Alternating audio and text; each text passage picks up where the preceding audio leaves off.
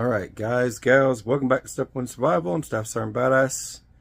Today I'm going to have a little fun making an old school vintage sheath.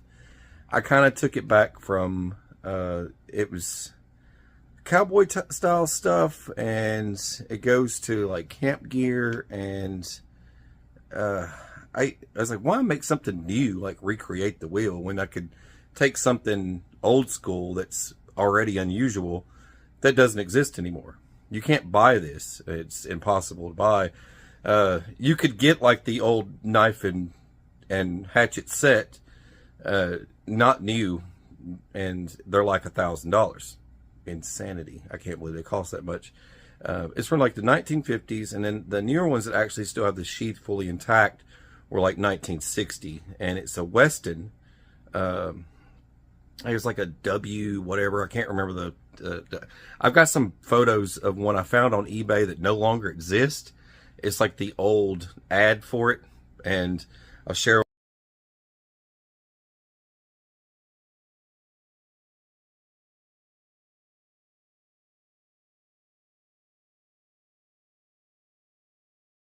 I want to show you how to make that sheath for whatever, if you want to make something more modern, or if you want to try and keep it as original as possible. I'm going to go, this is one of the most popular buck knives here. I'm going to use one of these guys. I did a video on the history of this particular blade, and I've used a lot of buck knives on the channel. This is great for everyday use, hunting. Some people in like World War II, there's different eras of this. If you look up the history on it, I did a whole little special on it about overseas. I mean, even in Vietnam, people would bring this particular blade with them instead of their typical standard issued blade. This was the blade everybody would get, or they would take with them, and they would decorate it in art and everything else. Very popular blade, and it's still used to this day for hunting and fishing and all that stuff. So what I'm doing, I've got closest thing I could find laying around here. I try to stick with what I've got. I don't like to run out and buy a bunch of stuff just to make a video. I got to clean this thing up.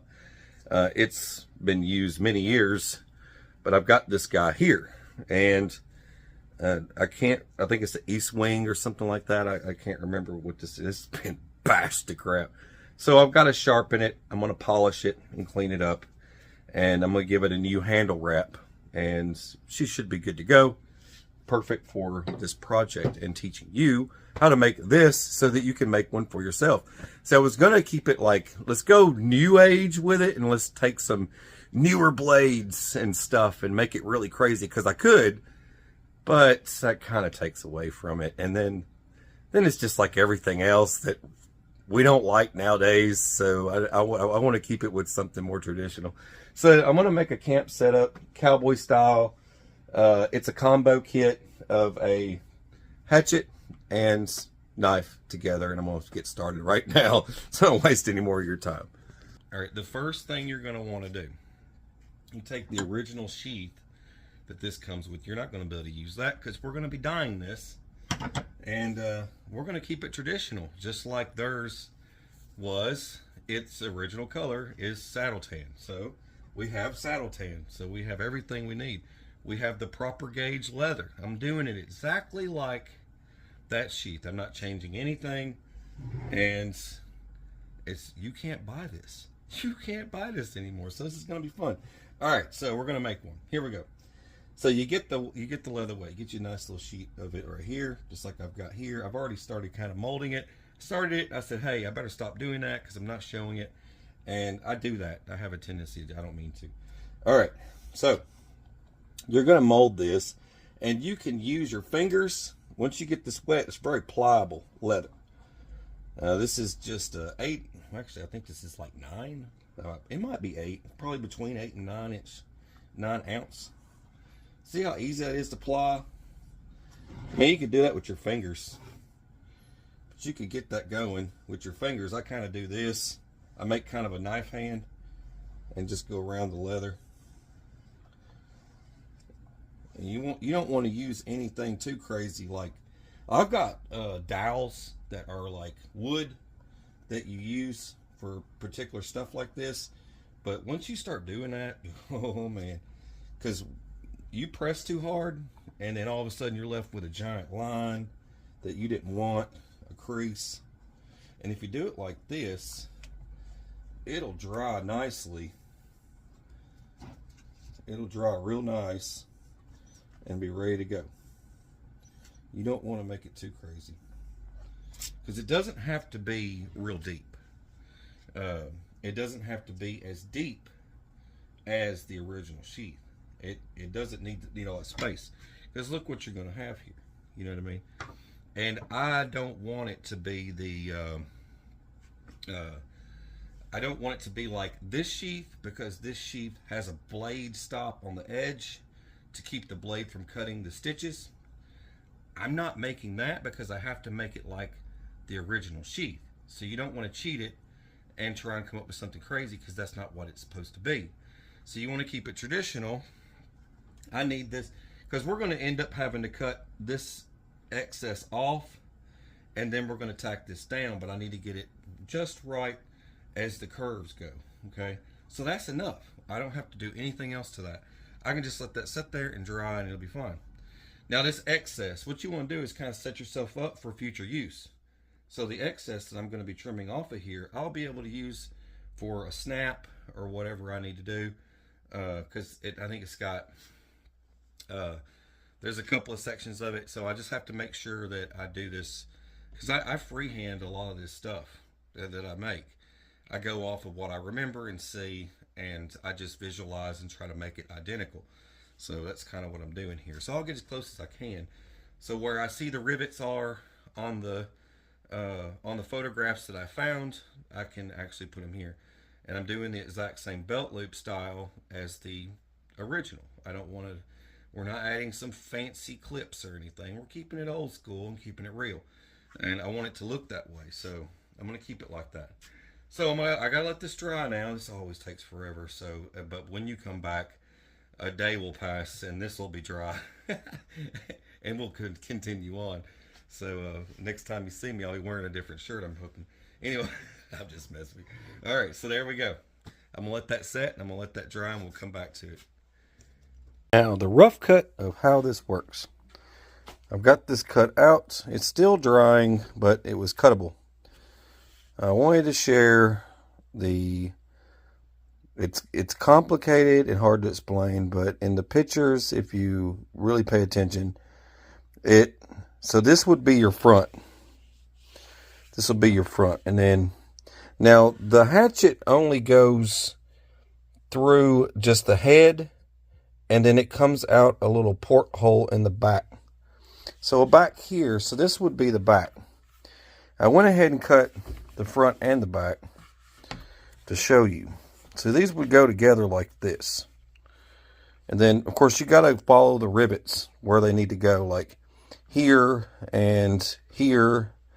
And, of course, there's some rivets for the sheath, which would go here. I know this just looks like a dangly piece, and it doesn't make sense, but that's the way it is. Now, you cut off the excess. When you get your knife sheath where it's going to go, you follow where it needs to go, you're going to cut off any excess you don't need. Like you would trim around this whole thing and just round it off. Now, so this would go, this just goes through this port right back here.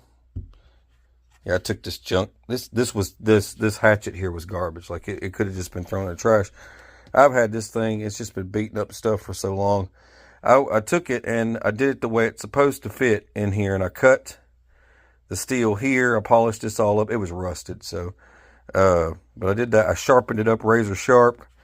I did a Ranger band style thing here. I put a little fire starter kit in the butt of this. It's got a good strong handle. It's ready to go. That would be very useful. Now it's cleaned up and ready to rock. I even put some I even buttered it up, put some lubricant on it so it won't freaking rust again, hopefully. Anyway, I know enough about that. We're not talking about that today. All right, so here, this goes over here, And see how that leaves a port there? That's where it comes in and out at. It comes right up through the top. Now, just ignore this cut here, because it hasn't been cut to design yet, because it's going to be cut from here, arching like this, sort of, I think. It's all this excess. It's just excess material is going to come off. But I'm just showing you the phases of it, so you would know how to put this together. So you're going to need 2 pieces. It's going to look wonky when you're doing it. It's going to be really confusing. You need to pay attention which side's left and which side's right, because like that's your coarse side and then that's your smooth side. We got to pay attention to that, or we're going to end up freaking, because you cut it the wrong way, you're going to be like this, and then you're going to be, oh, so you don't, so don't do that. The good news is, if you do that, use that one for your backside. Just cut your end off like that. I'm not saying I did that, but I'm just saying that that's what you should do if you do make a mistake. Anyway, what am I going to do? I need to make it look more like that company. I want to do something. I want to put a brand here. I'm going to stamp it with something. And then I'm just going to go ahead and shoot dye on everything. All I'm going to be doing, I'm going to use my spray bottle, and you can use a sprayer, or you can dab it by hand with your little freaking dabbers. But all I'm going to do is use my saddle tan. I got to dye this stuff now. This is pro dye. I'm going to have to dye this and let it set overnight. It's going to have to set, because it takes a little bit of time. You want this to be dry before you go fiddling with it again. So I'm going to go ahead and dye these parts here. I got to find a good piece here I'm going to use for my clipperoo for my blade. So I got to figure out, I just need to cut a nice strip and then just dye that piece and cut off any excess. But anyway, we'll get this going. And when we come back, this will all be dyed. All right, I've got it all glued together. I like to do that to hold it all together while I'm stitching. Plus, it's good waterproofing. There's going to be things I need to do. There's space under here for the snaps, and then you can just tuck under here and then drive in a snap. So that's not a problem. Anything else left to do, but stitching is going to be key. So I'm going to have to stitch through here, and then I'm going to stitch around this bend here all the way up, and then over here there's nothing behind this except for this one sheet, so I can stitch through here all the way around, and voila. And I can still add my mark. I just put my metal plate. You put any kind of metal plate underneath there, and then just drive your stamp if you want to put art on it or whatever, you know what I mean. All right, I have to get it stitched. Okay, so it's stitched and trimmed. I got everything trimmed. That's what happened. That's what happens with it. Turn you like this a little bit. So what happens, it's got to be streamlined, and from the images I've found, the whole thing is stitched. It's literally the whole freaking thing is stitched. Then you do your rivets, and I don't have it's going to be done my way for a couple of things. Like the rivets are going to have to be like antique brass. I've got antique, so that'll work. But I don't have any of the tiny ones that they use when they manufacture stuff like this, like for over here and stuff. And I can buck this out a little bit when I get going here in a minute. So I just have to do the snaps and everything. It's real simple. I think I'll go with since I'll keep it antique. And then at the bottom, it's got a lanyard. It's got a lanyard hole at the bottom, so you've got to do a lanyard hole right here, which is really good because it also works as a blade to stop. It keeps it from cutting your stitches. It's not going to cut the stitches anyways, because you're going to have, it takes a rivet here and like here, and then you've got to put this thing in the bottom. It's got to be down here, and they use like a shiny chrome one. It'll go like that. It's kind of a leak hole, but you can also use it to run paracord through if you want. But I'm sure they did not think anything like that when they were building it when it first got created. So Let's see, I got antique. I know I've got some antique snaps. I think that one's too small. Here we go. Or I've got like the gunmetal. I've got like slight antique. I don't know how many antique snaps I got. One. That's the one I need for there. Let's see if I got one more. That'll work. There we go. So I've got 2 antique snaps. And I actually think that the gunmetal, honestly, would not look bad. So, but it's one of those decisions you just got to make. I think the gunmetal looks a lot better. I think the gunmetal would look better, but I'm pretty sure the classic would look more time correct. So yeah, so I just have to insert a snap here. I just punch my hole and add my snap, and then over here, this is just going to get a branding mark. I don't know what I'm gonna put yet. I'll put some. Over here is where your snap to hold your knife goes, right there. And then you've got to put a there's like a hatchet stop, but I got to slide the hatchet in to figure out exactly where the stop's going to go. But they had theirs like right about here. So I'm going to slide it in and see where I need to put it, where it needs to be.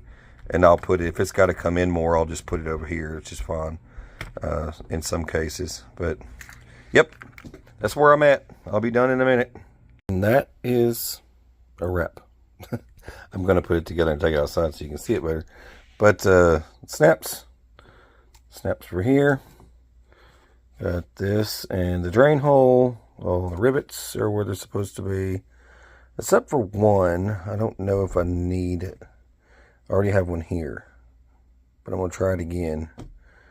I don't think I need another one, but I might put more and I'll show it to you.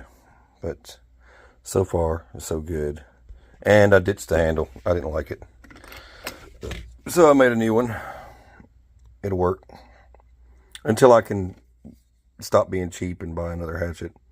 But this, if it works, you know, it ain't broke, don't fix it, I guess. I will. So check that out. Wow, it is almost to the T.